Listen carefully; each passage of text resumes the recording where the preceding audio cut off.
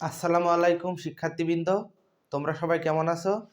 গত পর্বে আমরা অ্যালকিনের প্রথম লেকচারে আমরা দেখেছি যে অ্যালকেনের নামকরণ এবং অ্যালকিনের কিছু বৈশিষ্ট্য নিয়ে আলোচনা করেছি এবং আজকের এই দ্বিতীয় লেকচারে আমরা অ্যালকিনের প্রস্তুতি, অ্যালকিনের রাসায়নিক ধর্ম এবং অ্যালকিনের পলিমারকরণ বিক্রিয়া পড়ব। তাহলে আমরা প্রথমে অ্যালকিনের প্রস্তুতি পড়ি, কিভাবে ইথিন প্রস্তুত করা যায় অ্যালকিন। তো আমরা প্রথমে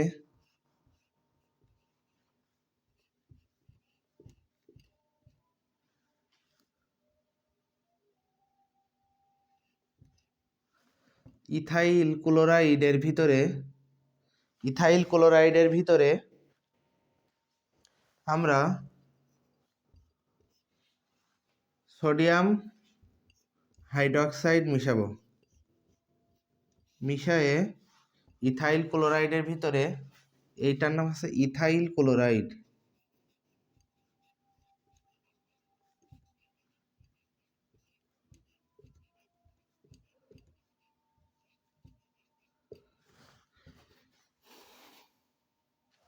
ইথাইল ক্লোরাইড কিভাবে উৎপন্ন হয়?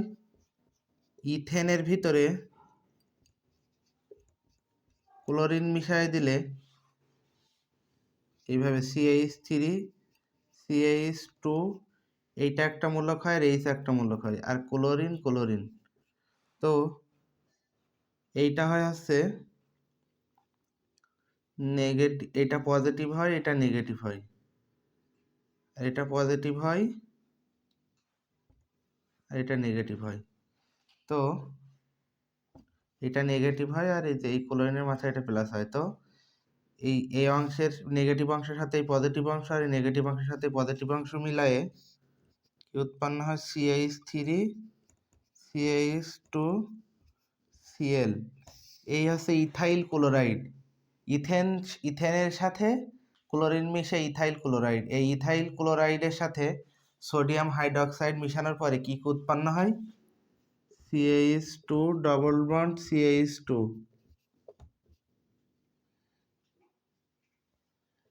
সোডিয়াম ক্লোরাইড এবং পানি। এই অংশটুকু এইখান থেকেই একটি হাইড্রোজেন সরে গিয়ে এই OH মূলকের সাথে মিশে পানি উৎপন্ন হয়। এই সোডিয়ামের সাথে এই ক্লোরিন, এই প্লাস অংশের সাথে এই ক্লোরিনের মাইনাস অংশ মিলিত হয়ে সোডিয়াম ক্লোরাইড উৎপন্ন হয়। আর বাকি যে অংশটুকু থাকে সেটুকু হচ্ছে ইথিন। এভাবে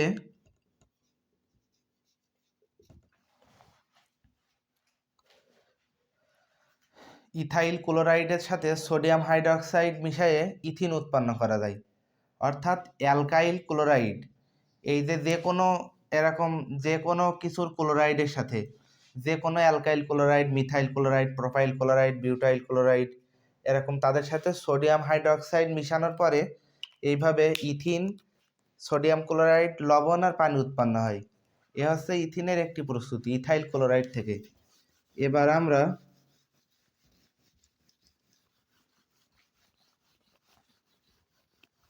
ইথানল থেকে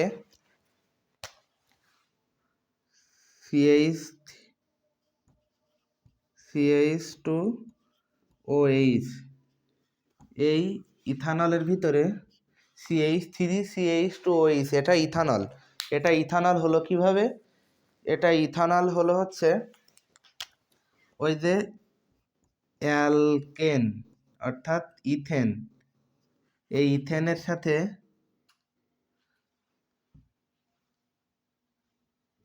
সোডিয়াম হাইড্রক্সাইড মিশে এই যে CH3 আর CH2 এখান থেকে একটা অক্সিজেনের সাথে মিলিত হয়, আর বাকিটা CH3 CH2OH। তো এই যে এটা হচ্ছে কি? ইথানল।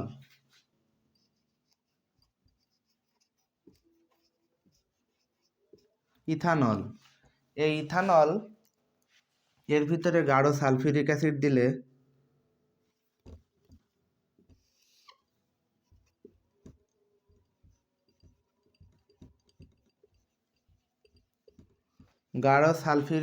দিলে এটি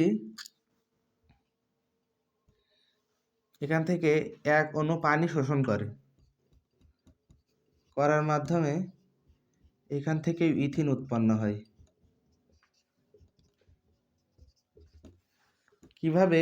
এই যে এখান থেকে OH মূলক নেয়, এখান থেকে একটা হাইড্রোজেন, অর্থাৎ একটা অণু পানি এখান থেকে অপসারণ করে।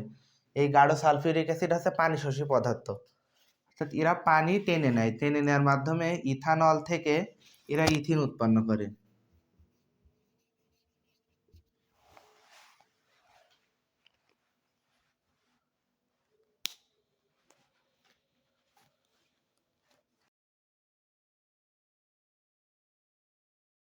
তে হচ্ছে ইথানল থেকে ইথিন প্রস্তুতি। এরপর আমরা দেখব অ্যালকিনের রাসায়নিক বিক্রিয়া। অ্যালকিনের বন্ধনে সাধারণত দুটো বন্ড থাকে, একটি হচ্ছে শক্তিশালী পাই বন্ধন, সিগমা বন্ধন, আর একটি হচ্ছে পাই বন্ধন। এই সিগমা বন্ধন হচ্ছে শক্তিশালী, আর এই পাই বন্ধন হচ্ছে তুলনামূলক দুর্বল। তো এই যে দুর্বল পাই বন্ধন যখন বিক্রিয়া অংশগ্রহণ করে, তখন এই দুর্বল পাই বন্ধন ভেঙে যায় এবং সমযোজী বিক্রিয়া অংশগ্রহণ করে। তো কিভাবে করে সেটা আমরা দেখি। প্রথমে আমরা হাইড্রোজেন সংযোজন বিক্রিয়াটি দেখব।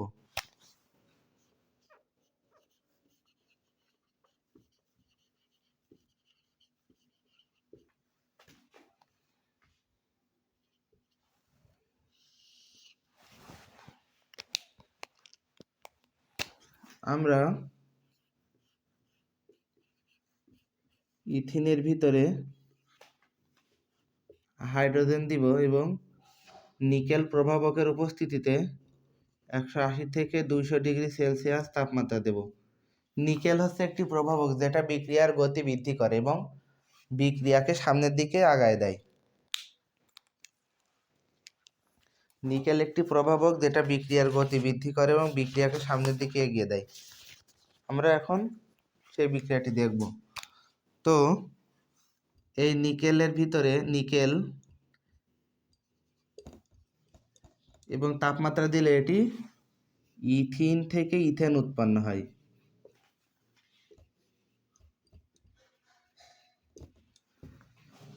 তো কিভাবে হয়? এখানে এই যে ইথিনের স্ট্রাকচার এরকম,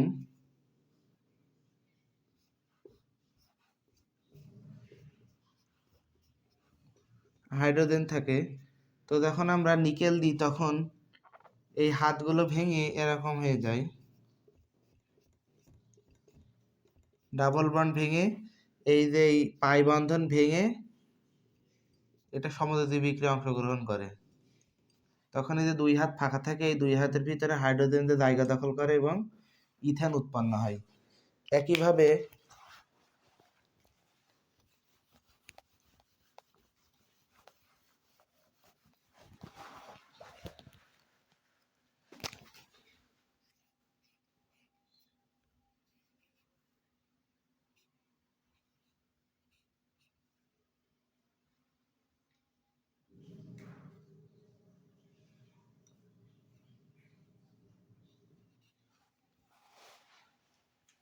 এটা হচ্ছে প্রোপিন কিভাবে বুঝবো? এটা হচ্ছে প্রোপিনের স্ট্রাকচারটা এরকম,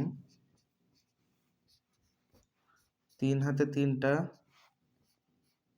হাইড্রোজেন আছে, এখানে একটা আছে, আর এই হাতটা এর সাথে ডাবল বন্ড আকারে আছে এবং এখানে একটা হাইড্রোজেন আছে, এখানে একটা হাইড্রোজেন আছে, আর একটা হাত এই যে এই দুই হাত এইখানে পাই বন্ধন অবস্থায় আছে। তো এই প্রোপিনের ভিতরে যদি আমরা হাইড্রোজেন মিশাই, নিকেল দিই, তাহলে এটা প্রোপিন থেকে প্রোপেন উৎপন্ন হবে। কিভাবে? প্রোপিন থেকে প্রোপেন উৎপন্ন হবে। প্রোপিন থেকে প্রোপেন উৎপন্ন হবে। তো এই যে CH3 থাকবে, এই C থাকবে, হাইড্রোজেন এখানে একটা থাকবে, আর এখানে একটা হাত ভেঙে যাবে, এখানে 2টা হাইড্রোজেন থাকবে। এই যে এখানে যে পাই বন্ধন ছিল, এইখানে যে পাই বন্ধন ছিল সেই পাই বন্ধন ভেঙে যে ওইখানে দুইটা হাত তৈরি হবে এবং এই যে হাইড্রোজেন সেই হাইড্রোজেন এই দুই হাতেতে বসে যাবে, যাওয়ার পরে এটার এরকম হবে CH3 CH2 CH3, অর্থাৎ এটা হবে হচ্ছে প্রোপিন থেকে প্রোপেন উৎপন্ন হয়। এভাবে হাইড্রোজেন সংযোজনের মাধ্যমে আমরা ইথিন থেকে ইথান উৎপন্ন করতে পারবো। এটা হচ্ছে রাসায়নিক বিক্রিয়া।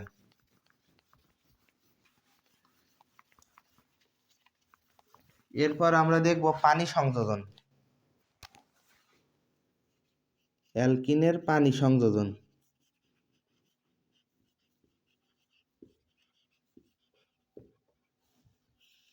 পানি সংযোজন কেমন হবে? আমরা ইথিনের ভিতরে পানি দেব এবং উচ্চ চাপ দেব উচ্চ তাপ দেব। ইথিনের ভিতরে আমরা পানি দেব উচ্চ চাপ এবং উচ্চ তাপ এবং ফসফরিক অ্যাসিড মিশালে সেটা পরিবেশ বান্ধব ইথানল উৎপন্ন হবে। কি কি দেব?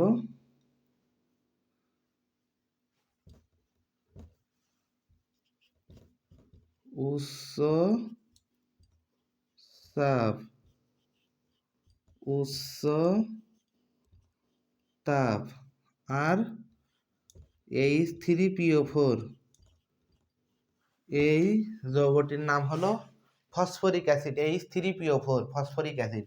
এই ফসফরিক অ্যাসিড মিশানোর ফলে এটা ইথানল উৎপন্ন হবে।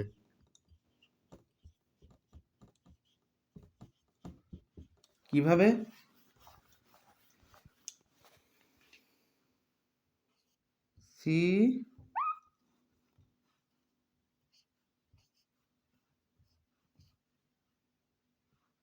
এই এই যে কার্বনের তিনটা হাতই খুলে যাবে। এখানে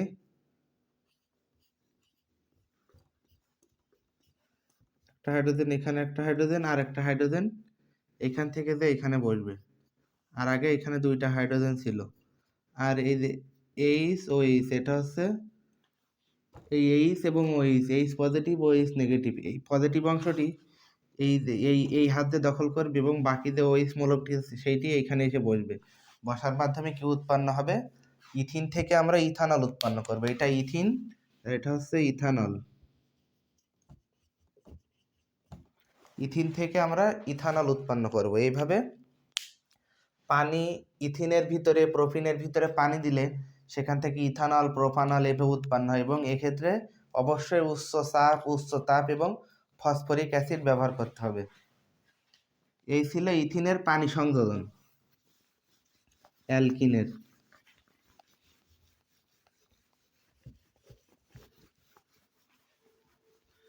এরপর আমরা দেখব অ্যালকিনের দুইটি পরীক্ষামূলক বিক্রিয়া, অর্থাৎ এটা অ্যালকিন কিনা এই শনাক্তকরণ বিক্রিয়াগুলো আমরা এখন দেখব। অ্যালকিনের শনাক্তকরণ বিক্রিয়া। আর এই যে পানি সংযোজন করার ফলে যে ইথানল উৎপন্ন হলো, এই ইথানল একটি পরিবেশ বান্ধব জ্বালানি। এই ইথানল হচ্ছে একটি পরিবেশ বান্ধব জ্বালানি এবং এটি রাসায়নিক কারখানায় কলকারখানায় এটি ব্যবহার হয়ে থাকে। সুতরাং এই ইথানল উৎপন্নকরণ এটা খুবই একটি গুরুত্বপূর্ণ বিক্রিয়া, পরিবেশ বান্ধব গুরুত্বপূর্ণ বিক্রিয়া। এরপরে আমরা অ্যালকিনের দুইটি শনাক্তকরণ বিক্রিয়া শিখব।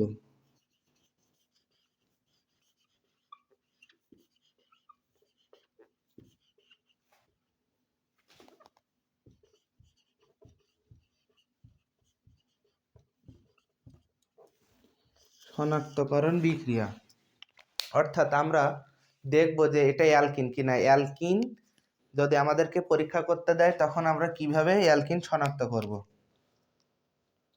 তো আমরা প্রথমে বিকারের ভিতরে অ্যালকিন নেব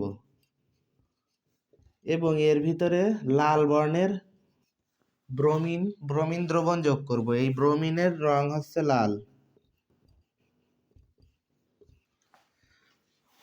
ইথিনের ভিতরে বা যে কোনো অ্যালকিনের ভিতরে আমরা লাল বর্ণের ব্রোমিন যোগ করব, করার পরে এইটা CH2Br CH2Br, অর্থাৎ এটা ডাইব্রোমো ইথেন উৎপন্ন হবে।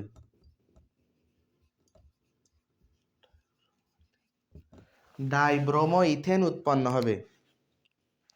কিভাবে হলো এই মেকানিজমটা আমরা দেখব। এখানে ইথিনের ভিতরে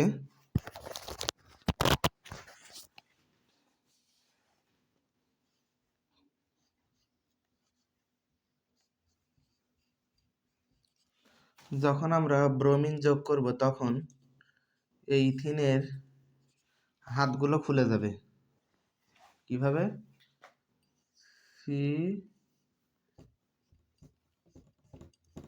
এখানে একটা হাইড্রোজেন বসবে, এখানে একটা হাইড্রোজেন আগে থেকে ছিল, তো এই যে ব্রোমিন, এই দুইটা ব্রোমিন দুই হাতেতে বসবে।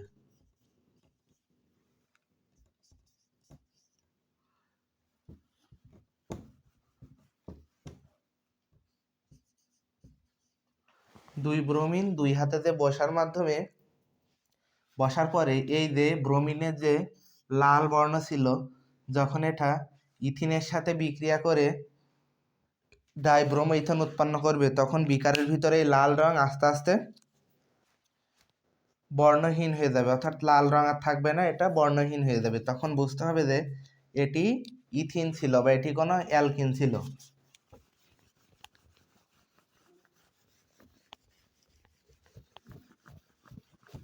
এরপর আমরা ইথিনের বা অ্যালকিনের আরেকটি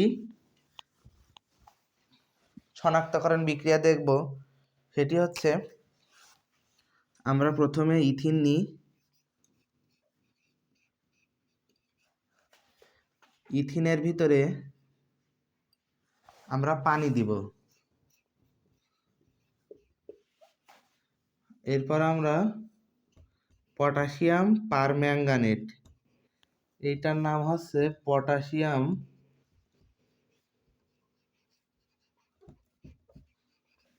পারম্যাঙ্গানেট। এই নামগুলো আমাদের মুখস্থ রাখতে হবে এবং চিনতে হবে। KMnO4, কে বড় হাতের, এম বড় হাতের, এন ছোট হাতের, ও তারপরে নিচেই 4, এটা হচ্ছে পটাশিয়াম পারম্যাঙ্গানেটের সংকেত। এবং পটাশিয়াম হাইড্রক্সাইড, এটার নাম কি? Potassium hydroxide.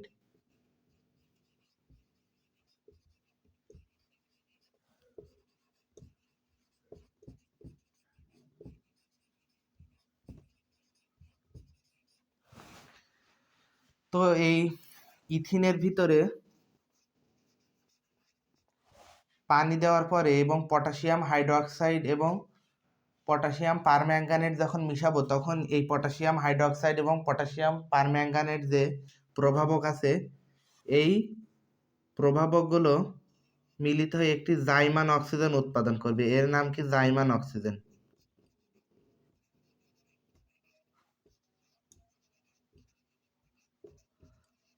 তো আমরা আবারও ভালোভাবে দেখি। আমরা ইথিন বা যে কোনো অ্যালকিন নিব এবং অ্যালকিনের ভিতরে আমরা পানি মিশাবো এবং পটাশিয়াম পারম্যাঙ্গানেট এবং পটাশিয়াম হাইড্রক্সাইড, এই যে দুইটা প্রভাবক, এই দুইটা প্রভাবক মিশাবো। মিশানোর পরে এই পটাশিয়াম পারম্যাঙ্গানেট এবং পটাশিয়াম হাইড্রক্সাইড মিলে একটি জাইমান অক্সিজেন উৎপাদন করবে। এটা হচ্ছে জাইমান অক্সিজেনের সংকেত। থার্ড ব্র্যাকেটের ভিতরে অক্সিজেন। আর আরেকটি তথ্য হচ্ছে, এই যে পটাশিয়াম পারম্যাঙ্গানেট, এটি হচ্ছে গোলাপি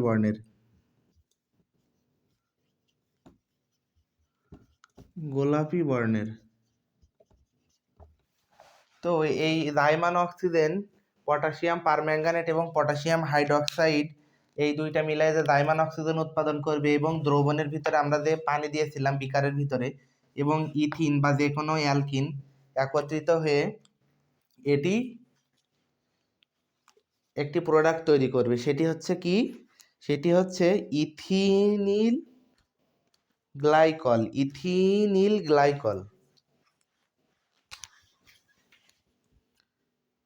কি উৎপন্ন হবে? CH2OH, CH2OH। কিভাবে? এই যে ইথিন, এই ইথিনকে যখন এই প্রভাবকগুলো এবং এই পানির সাহায্যে বিক্রিয়া ঘটানো হবে, তখন এদের এই ডাবল বন্ড ভেঙে সিঙ্গেল বন্ড তৈরি হবে। ডাবল বন্ড ভেঙে সিঙ্গেল বন্ড তৈরি হবে এবং এই পানি, এই যে H2, এই দুই পানি আর এই অক্সিজেন মিলে এদের দুই হাত দখল করবে। এখানে OH আর এখানে এইখানে একটা হাইড্রোজেন অক্সিজেন এবং আরেকটা হাইড্রোজেন আর এই অক্সিজেন মিলিতে এই যে প্রোডাক্টটা তৈরি করবে, এটার স্ট্রাকচার এরকম। এখানে হাইড্রোজেন, এখানে হাইড্রোজেন, এখানে হাইড্রোজেন, এখানে হাইড্রোজেন, এখানে একটা OH বসবে, এখানে একটা OH বসবে এবং এইটার নাম হচ্ছে ইথিনিল গ্লাইকল। ইথিনিল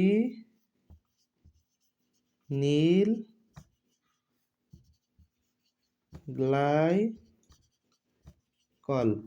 ইথিনিল গ্লাইকল। এই যে এটা হচ্ছে এক ধরনের অ্যালকোহল। তো এই যে তারপরে কি হবে? ইথিনিল গ্লাইকল উৎপন্ন হওয়ার পর যদি দেখি যে এই গোলাপি বর্ণটি অপসারণ হয়েছে বা গোলাপি বর্ণটি নেই, তাহলে এই অ্যালকিন, এটা হচ্ছে এই অপসারণ হয়ে যাবে। যে গোলাপি বর্ণটি অপসারণ হওয়ার মাধ্যমে আমরা বুঝবো যে এটি হচ্ছে অ্যালকিন। ইথিনের সাথে জাইমান oxygen, potassium hydroxide, potassium permanganate এবং পানি দেওয়ার ফলে এটি, এই যে গোলাপি বর্ণের যে দ্রবণ, সেটি দ্রবীভূত হবে এবং ইথিনিল গ্লাইকল উৎপন্ন হবে। ইথিনিল গ্লাইকলের কোনো রং থাকবে না, তখন আমরা বুঝবো এটি হচ্ছে অ্যালকিন। তার একটি ছোট্ট বিক্রিয়া দিয়ে আমরা আজকের ক্লাসটি শেষ করব, সেটি হচ্ছে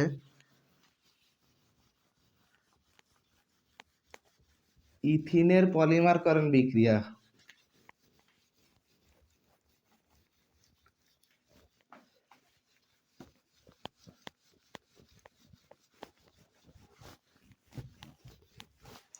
ইথিনের পলিমারকরণ বিক্রিয়া কি?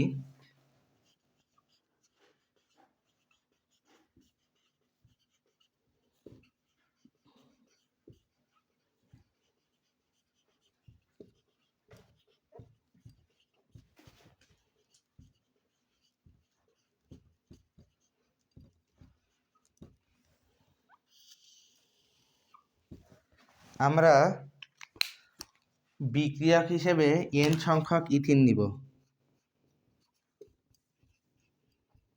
কিভাবে নিব? এইখানে আমরা n সংখ্যক ইথিন নিব,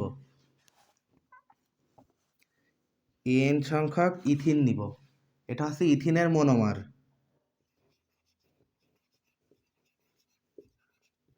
এই যে n সংখ্যক ইথিন নিব, এর ভিতরে আমরা প্রভাবক হিসেবে 1000 ডিগ্রি সেলসিয়াস তাপ, 1000 ডিগ্রি সেলসিয়াস চাপ,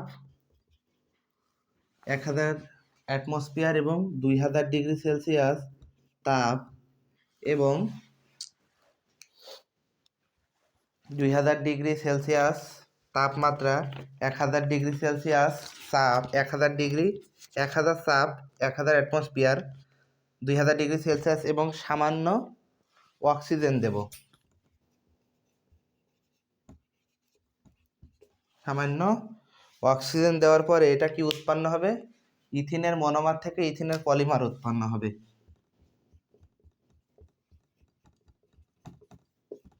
এই যে ডাবল বন্ডগুলো ভেঙে যে দুই পাশে এরা ছড়িয়ে যাবে, এই ডাবল বন্ডগুলো এইদিকে চলে আসবে। এই মনোমার থেকে এই পলিমার উৎপন্ন হবে। এই পলিমার অর্থাৎ এটা হচ্ছে ইথিন থেকে পলি ইথিন উৎপন্ন হবে, অর্থাৎ অসংখ্য ইথিন মিলে পলি ইথিন উৎপন্ন করবে, অর্থাৎ অনেকগুলো ইথিন।